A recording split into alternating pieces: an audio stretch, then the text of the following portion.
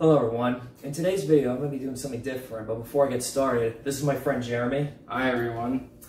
One thing I've noticed about with YouTubers that they do is they'll post a video like things I watched throughout the month of so-and-so. That's a little bit hard for me because I've been watching like so many things the past few weeks. I thought instead of what I watched this month, what I've been watching the past few weeks would make a little bit better and sense to me. Like how recently I watched some Hitchcock films that I've never seen before, like Rope, To Catch a Thief, and Dial M for Murderer. Have you ever seen any of those movies? I haven't, but I've heard they're very good. Well, the first two, like Rope and Dial M for Murderer, those are really good. To Catch a Thief, it wasn't bad. It didn't really, was not that interesting. I mean, it had like a good, like, a view of like, you know, of, I think it was Rome, I think they were in. I'm not sure. Anyway. But Rope and Dial M for Murderer, those were really good. They're the best of Hitchcock films I saw out of that bunch. I mean, I've seen Psycho, I've seen Rear Window, I've seen Vertigo. I've seen pretty much most of the well-known Hitchcock movies. I've seen North by Northwest. That's a great one. Yeah, it's really suspenseful. The first Hitchcock film I saw was Rear Window when I was like a little kid. When I went to, I remember Universal, they used to have like this, I don't know, they still have it. It was like a Hitchcock, like, where you went inside, you gave her a little history, they had his movie posters, they had a Psycho, like, set. Sure. Yeah, I also, a long time ago, I saw this really old 1920s silent film he directed called The Lodger, which... I've heard of that, but I've never seen it. I thought was pretty good. Yeah. I also saw 39 Steps, that was a good one, because in my film class, I had to do, like, a presentation on that movie about, like, his, like, themes, cliches of that film, and what he was, like, known for as being a master of suspense in a way, and also had to give a history on Hitchcock. It was a lot of fun, too. Yeah. Sounds fun. Yeah. When you get a chance, definitely watch Rope, Dial M for Murderer. Those were phenomenal films. Catch a Thief, I recommend if you're just like a die-hard Hitchcock fan, if you're curiosity, so, yeah. All right. Also recently, I've been watching films that were made by Paramount back in the 50s because on this VHS tape, the movie The Geisha Boy with Jerry Lewis, have you ever heard or seen that? Heard of it, but I haven't seen it. There's like a opening like promo of like, you know, Paramount's like popular films of the 50s, like Roman Holiday, The Geisha Boy, Sunset Boulevard, etc. You know, like the list goes on because back in the 50s, Paramount was like probably on top of the world with their films, with being nominated with like so many Academy Awards and making the best like critically acclaimed film back in the 50s. So like I said, did you ever see like Roman Holiday or Funny Face with Audrey Hepburn? I haven't, but I've heard of them. Oh, Roman Holiday, that was written by Dalton Trumbo, who was blacklisted for communist ties at the time. Yes, and there was a movie, Trumbo, with Bryan Cranston playing Trumbo. I've seen that. Yes, me too.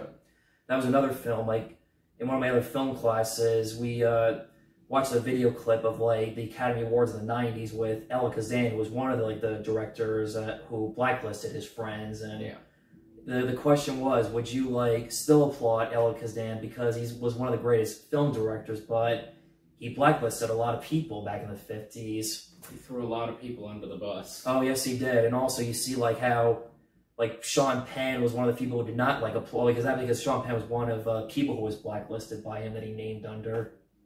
Oh. Yeah, really. Because I mean, like, his father? His father, yeah, so I mean, his father, like, Sean Penn's father was blacklisted by Ella Kazan, because that's why you don't see Sean Penn, like, applauding Ella Kazan. Or you see, like, Warren Beatty or Jim Carrey, like, doing, like, small applause. It was a mixed, like, reaction. Also, Funny Face. You ever see Funny Face? No, I've never seen it. Oh, it's really good. Great. Do you like musicals by any chance? Sure. Yeah, it was a great musical. I tell you, she was a great actress, Audrey Hepburn. She was just, like, beautiful, talented. She was just an amazing actress. Phenomenal. Great dramatic actress. Like, absolutely. You know, like, what's not to love about her? Exactly. I also recently watched Stalag 17 with William Holden. Have you ever seen or... No, I haven't. Oh, it's really good. What I liked about it was set during like World War II, where you had like these soldiers that were captured in the Nazi concentration camps. We see how, like, you know, when they were in the concentration camps, how like really like gets to their head, like, you know, mentally and psychologically, like they're going crazy because of every day, you know, doing the same routine, being like a slave, wishing they were like back home with their families or girlfriends, etc. It's great. But William Holden, who was in Sunset Boulevard, he was a great actor back in the 50s. Right. Also, two other films I want to talk about are Greatest Show on Earth and A Place in the Sun, which, again, not The Greatest Showman on Earth. That's a different movie with Hugh Jackman. Did you see those two movies? No, I haven't. How are they? The Greatest Show on Earth was good. It's not that it when the film came out, it wasn't like highly successful for its time, and yet it won an Academy Award for like something. I can't remember which one it won, but I wouldn't say it was like bad. It was just like, to me, I think the film could have been better if they had made it more of like a realistic like documentary type of feel about like the circus. You have like Charlton Heston and Jimmy Stewart, which again, love those actors, but it could have been better if they had like, you know, real like circus performers and not well-known actors. Jimmy Stewart wears clown makeup, yet he does not like take the makeup off throughout the entire film. You basically see him in clown makeup throughout. I couldn't stop thinking, like, what if he was the Joker back in this time period? That's interesting. Yeah. Also, A Place in the Sun is about a guy who's like working in like, you know, from the bottom, wants to like, you know, be the big boss and stuff. He wants to like, you know, be rich, successful. And yet, you know, he's got like, you know, obstacles. He's dating a woman who he barely loves, and yet they're going to have a child together, and he's in love with Elizabeth Taylor's character. Great film, very wacky film and a sad ending, but watch the movie. I don't want to get too much away because I don't want to get too many spoilers. Yeah.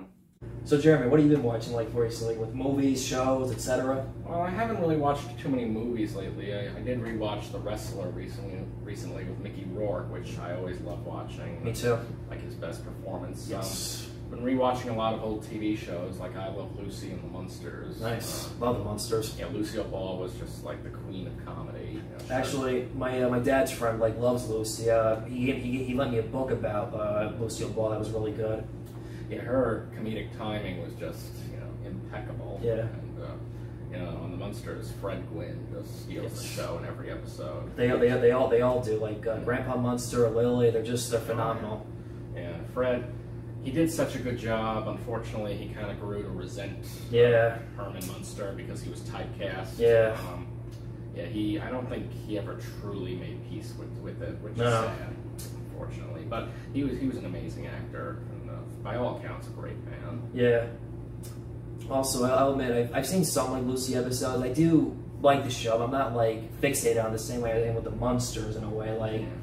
I remember like a few episodes, like obviously the chocolate skit was funny, and yeah, I have the first season of I Love Lucy on DVD. I have both seasons of The Munsters on DVD. I have the whole box set. Yeah, they're just a lot of fun to watch. Yeah. I never get tired of them. I can watch episodes over and over again. That's how much I love them. What are some of your favorite episodes of like The Munsters? A few of my favorites are Movie Star Munster, where Herman gets tricked into thinking he's to be a movie star when the two producers are really just trying to hurt him to collect the insurance money. Right. I don't think I've seen that one, but I'm going to give that a shot anyway to watch. Another one is Follow That Munster, where Herman tries to become a detective.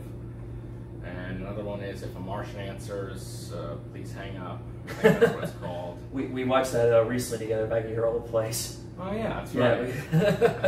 Yeah, it was funny how like when at the end of the episode, Herman thought that it was just another, like, you know, goofy kids that were just playing a practical joke, but it really was Martians, and he came in contact. I especially love watching the scenes where the Munsters are kind of all singing together as a family, which happens in a couple of episodes. There's just something so touching about that, you know, especially, you know, since the principal three actors, Fred, Gwynn, Yvonne DeCarlo, and Al Lewis, have all since passed away. You know, it's just something so, I don't know, it just kind of, there's something touching about it. That's really the best way I can explain it. You know, despite that Fred Gwynn like was typecast, I feel like he was typecast like after Munsters, but I feel like later on in his like career before he passed away, he was like doing like more things like Pet Sematary. My cousin, I feel like he was getting like more respect at the time until he died. Yeah, over time he managed to somewhat overcome the typecasting. Yeah. You know, even though he did manage to shine in other roles, I think people will still always mainly remember him for being Herman Munster. True. Well, actually, he wasn't on the waterfront, but it's only like a brief, small part. It's like one of the henchmen because I think he definitely was like trained to like you know, he wanted to be like a method actor the same way as like Marlon Brando type, but again, the typecast is what like stopped him from like wanting to be like a bigger like dramatic actor. He was reportedly relieved when The Munsters was canceled. In fact, at the wrap party for, well, I'll explain it this way. During The Munsters' second season, Batman debuted on TV and stole a lot of that show's audience. So at the wrap party for season 2, or Munsters Go Home, whichever it was, at the wrap party, Fred came to the party wearing a T-shirt that said, "Go watch Batman." Really? Yeah, he wanted out. Yeah. He was sick.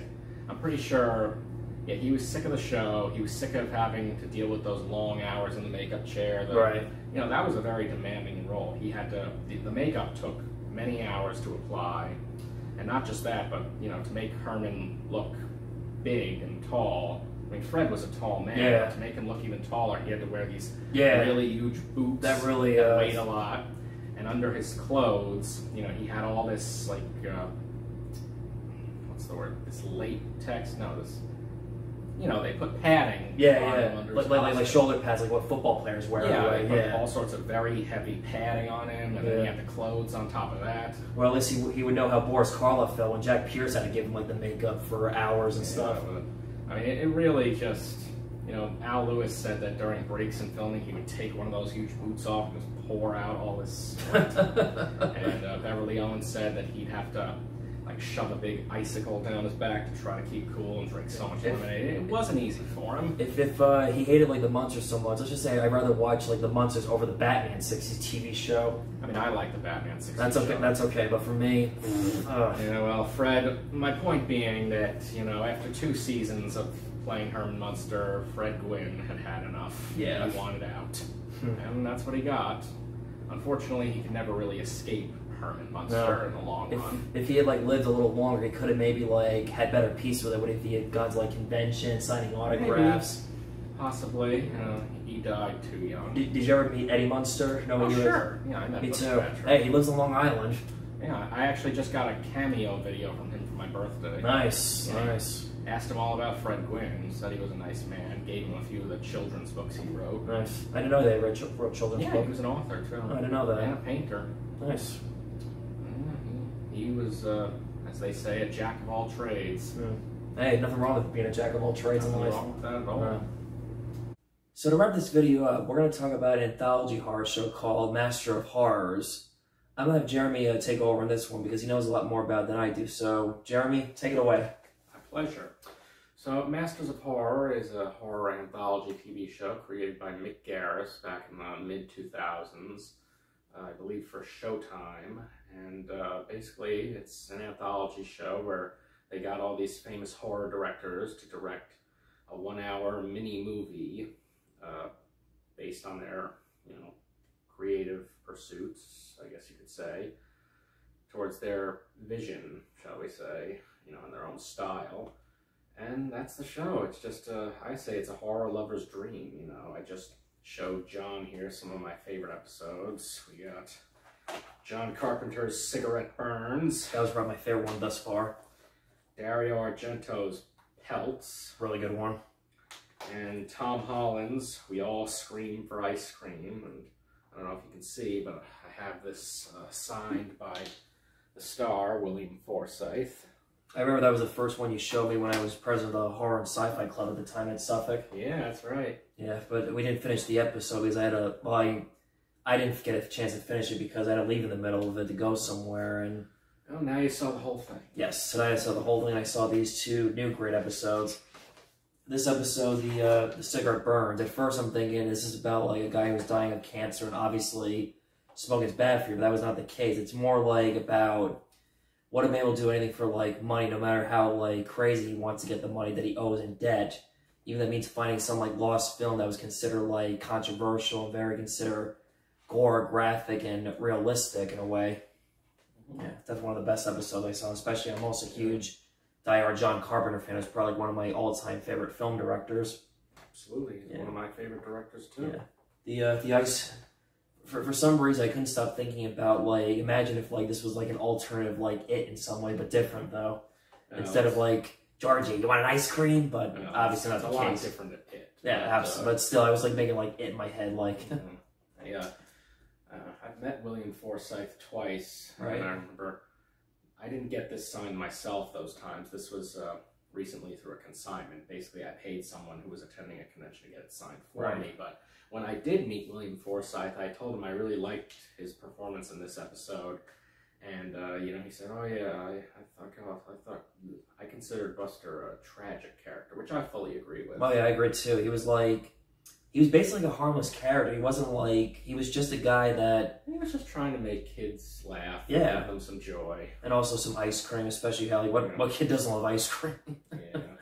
But I think what's funny, watching that, like, the flashbacks when we see him, like, entertain the kids, giving ice cream, made me think about back to my childhood to some degree. And also, I can't remember the last time I had, like, ice cream from Mr. Softy. It's been, like, so long. I have a niece and a nephew. Every time they hear or see her Mr. Softy, they go, like, berserk. Even though my sister doesn't always buy them ice cream from the Mr. Softy, but still. I really enjoy this episode. Yeah. It's one of my favorites. It's a good one, but probably I enjoyed more these two more than the Scream of the Ice Cream, because it was like basic, whereas these two were like really had deeper, darker themes to it. I mean, each one does, but I mean, I love all three of these very much. Makes me want to like watch more of the series eventually at some point. Definitely. Any closing thoughts or? Yeah, I mean, if you haven't seen any of these episodes of Masters of Horror, or really just any episode of Masters of Horror, not just these three, I say check them out ASAP. I believe Season 2 is available to stream on Amazon Prime, so if you have that, you can watch some right now. So that was our video about what we have watched recently the past few weeks. Hope you enjoyed it. So see you next time. Say goodbye, Jeremy. Bye, everyone.